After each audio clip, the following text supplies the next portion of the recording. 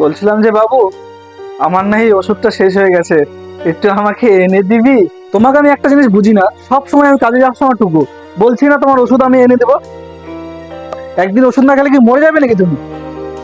সবসময় শুধু টাকা টাকা টাকা টাকা করতে থাকো।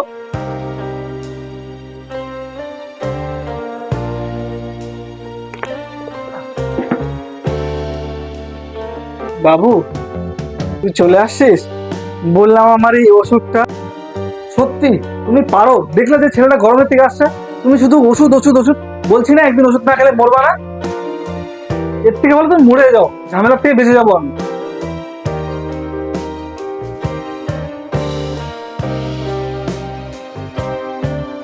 এর থেকে বলো তুমি মরে যাও, ঝামেলার থেকে বেঁচে যাবো আমি।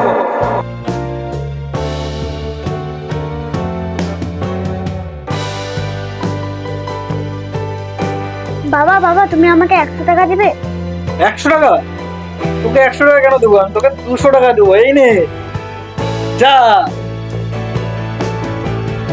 কি তোর হাতে টাকাটা কোথা থেকে আসলো? বাবা দিয়েছে।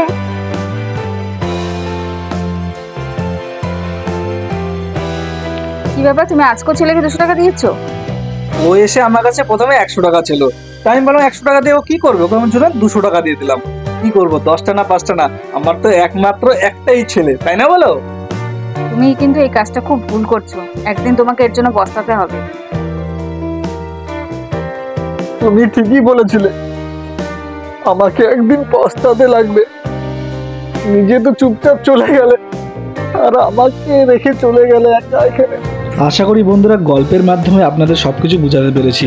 ভিডিওটা ভালো লাগলে অবশ্যই একটা লাইক করে দিও, আর ভিডিওটাকে শেয়ার করতে একদমই ভুলো না।